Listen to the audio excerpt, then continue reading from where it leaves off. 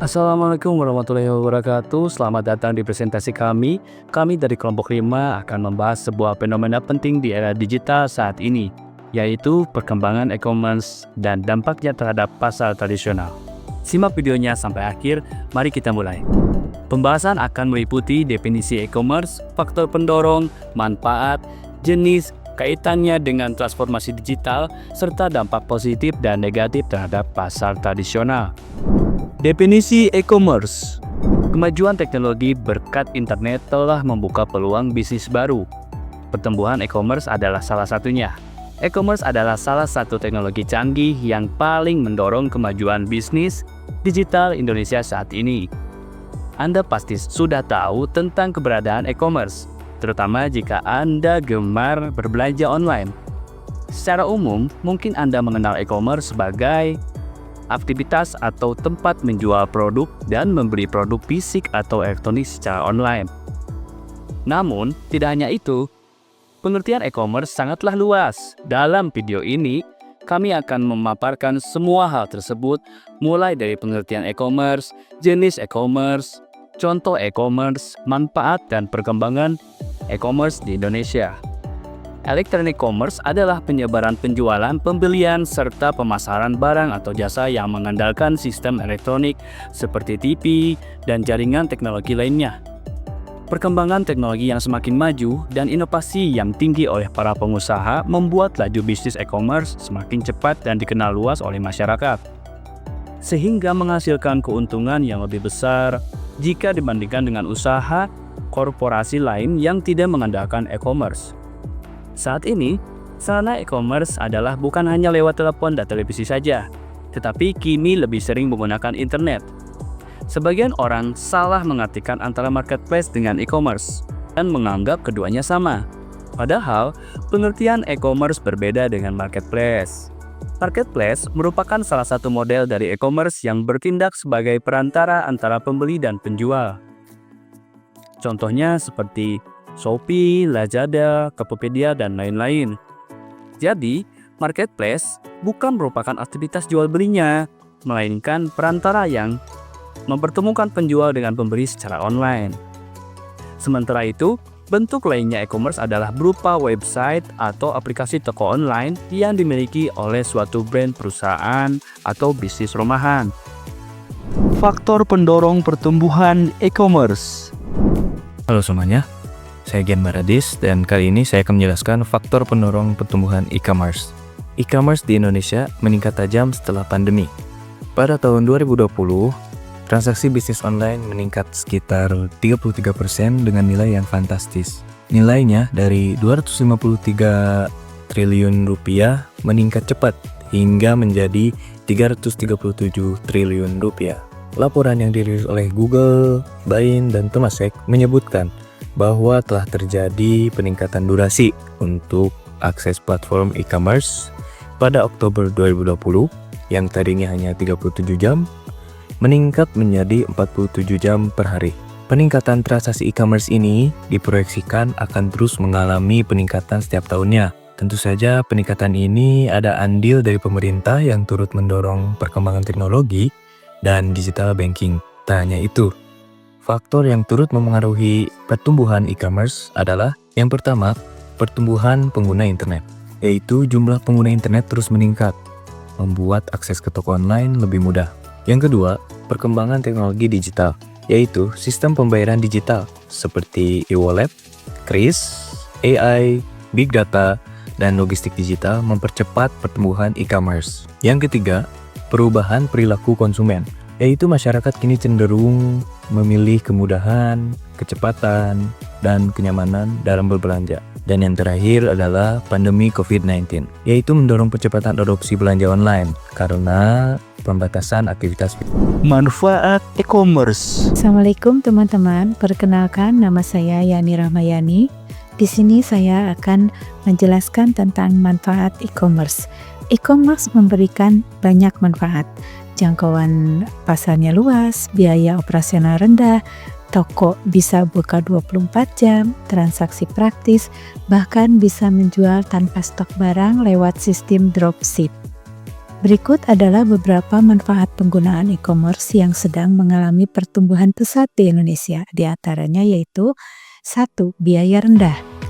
Kenapa biaya rendah? Pembukaan toko online menelan biaya yang lebih rendah daripada toko fisik. Pemilik toko juga tidak perlu khawatir memikirkan biaya sewa gedung, gaji pekerja, atau tagihan listrik. Selain itu, bila memiliki e-commerce sendiri, penggunaan API dari open banking akan menekan biaya yang tadinya untuk mengadakan host-to-host payment. Yang kedua yaitu jangkauan luas. Tidak seperti toko konvensional yang hanya menyasar target audiens lokal atau daerah tertentu saja, jangkauan e-commerce adalah luas. Pembeli dari berbagai wilayah, bahkan penjuru dunia bisa berbelanja di toko online. Tentu ini akan mendatangkan banyak keuntungan bagi penjual. Pembeli pun akan mudah mendapatkan barang yang diinginkan. Yang ketiga yaitu bisa buka 24 jam. Memang toko fisik juga bisa beroperasi selama 24 jam penuh. Namun, hal ini akan membutuhkan biaya operasional yang lebih besar. Jika menggunakan toko online, toko bisa tetap buka selama 24 jam dan pembeli dapat mengakses toko kapan saja. Yang keempat, transaksi dan pengiriman barang lebih mudah. Kini, metode pengiriman barang dan pembayaran lebih banyak dan real time. Dan banyaknya pilihan metode pembayaran elektronik, transaksi di e-commerce adalah semakin mudah. Yang kelima, tidak perlu stok barang. Dalam industri e-commerce, seseorang juga dapat menjadi dropshipper. Dropshipper adalah perantara penjual barang atau jasa. Seseorang dropshipper bertugas untuk memasarkan produk dan tidak perlu memiliki stok barang. Yang keenam, bisa mempelajari behavior pelanggan. Dalam menjalankan sebuah bisnis, penting untuk tahu bagaimana kebiasaan konsumen. Dalam dunia digital, pemilik bisnis bisa memanfaatkan beberapa tools untuk menganalisis behavior atau kebiasaan pelanggan dan beberapa data lain. Salah satu tools analitik yang cukup lengkap dan dapat diintegrasikan dengan e-commerce yaitu Google Analytics. Demikian penjelasan dari saya tentang manfaat e-commerce. Jenis-jenis e-commerce dan contoh nyata di lapangan. Halo semuanya, perkenalkan nama saya Dita Sondari. Di sini saya akan menjelaskan jenis-jenis e-commerce dan contoh nyata di lapangan. Yang pertama, business to business, yaitu suatu e-commerce di mana perusahaan menjual jasa dan produknya ke perusahaan lain. Adapun contohnya, Electronic City, Rawali, dan MB. Yang kedua, business to public administration atau sering disebut B2E. E-commerce dengan model ini hampir mirip dengan B2B. Tapi pelakunya adalah organisasi pemerintah dengan bisnis. Contohnya, Kue dan Axela. Yang ketiga, business to consumer atau sering disebut B2C. Pada tipe ini, perusahaan menjual produk atau jasanya ke pelanggan. Pelanggan B2C biasanya pengecer. Adapun contohnya yaitu Gramedia.com, Lazada, dan Blibli. Yang keempat, customer to business atau sering disebut C2B. Tidak seperti B2C, e-commerce model ini adalah bentuk perseorangan yang menjual kepada perusahaan. Contohnya, freelancer, Upwork, dan iStock. Dan yang kelima, consumer to consumer atau sering disebut C2C. E-commerce model ini merupakan transaksi online antara dua orang. E-commerce ini yang sering kita lakukan. Contohnya, OLX, Tokopedia, Kaktus, Shopee. Terima kasih. Keterkaitan e-commerce dengan ekonomi digital dan transformasi teknologi. Halo, saya Dipo, saya dari kelompok 5, izin mempresentasikan keterkaitan e-commerce dengan ekonomi digital dan transformasi teknologi. Ekonomi digital merupakan bentuk aktivitas ekonomi modern yang berbasis teknologi digital dan dilakukan secara online. E-commerce menjadi bagian penting dalam ekosistem ini karena mampu menghubungkan penjual dan pembeli tanpa batasan wilayah, membuka peluang kerja baru di berbagai sektor digital, serta memberdayakan UMKM dan individu untuk bersaing di pasar global secara lebih mudah dan efisien. E-commerce adalah bagian dari ekonomi digital yang lebih luas, transformasi teknologi seperti penggunaan AI, cloud computing, dan big data, telah mengubah cara bisnis dijalankan menjadi lebih efisien, cepat, dan berbasis data. Ketiganya saling berkaitan. E-commerce menghubungkan penjual dan pembeli lintas wilayah, mendorong digitalisasi UMKM, dan menciptakan efisiensi dalam rantai bisnis. Sekian dari saya, ini itu yang bisa saya sampaikan. Mohon maaf apabila ada kekurangan. Assalamualaikum. Terima kasih. Dampak negatif dan positif terhadap pasar tradisional. Di era digital ini, e-commerce telah menjadi bagian tak terpisahkan dari kehidupan sehari-hari. Kemudahan-kemudahan yang diberikan oleh e-commerce telah membuatnya semakin diminati oleh banyak konsumen. Namun, di balik kepopulernya, keberadaan e-commerce telah membawa dampak yang besar terhadap pasar tradisional.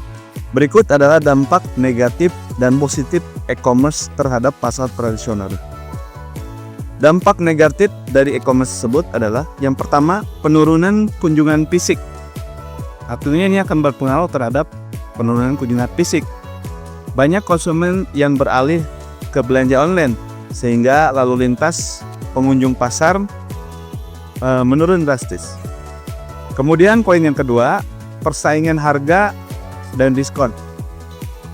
Ini akan berpengaruh terhadap marketplace bisa menawarkan harga rendah dan promosi besar-besaran yang sulit ditandingi oleh pedagang tradisional.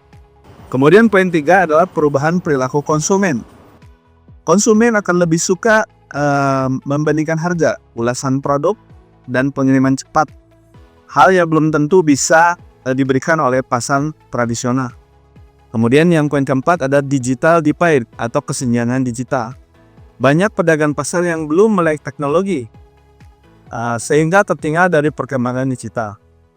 Nah, selain dari dampak yang negatif, ini juga ada dampak positif atau peluang. Nah, poin pertama untuk dampak positif adalah pasar yang lebih luas.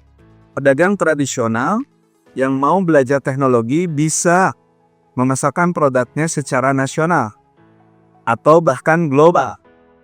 Kolaborasi dan digitalisasi UMKM. Banyak UMKM di pasar mulai bergabung dengan platform e-commerce menggunakan media sosial untuk promosi dan menerima pembayaran digital. Poin ketiga, efisiensi operasional. Dengan adopsi teknologi, pelaku pasar bisa mengelola stok, kecepatan keuangan, dan komunikasi pelanggan secara lebih profesional. Kesimpulan, perkembangan e-commerce sebagai bagian dari ekonomi digital telah membawa perubahan besar dalam struktur perdagangan. Di satu sisi, e-commerce menawarkan efisiensi, kemudahan, dan akses pasar yang lebih luas. Namun di sisi lain, pasar tradisional menghadapi tantangan serius dalam mempertahankan daya saingnya. Oleh karena itu, transformasi teknologi harus dimaknai sebagai peluang untuk berinovasi, bukan sebagai ancaman. Pasar tradisional perlu mengadopsi pendekatan digital secara bertahap, baik melalui pelatihan, kolaborasi dengan platform digital, maupun penguatan ekosistem usaha.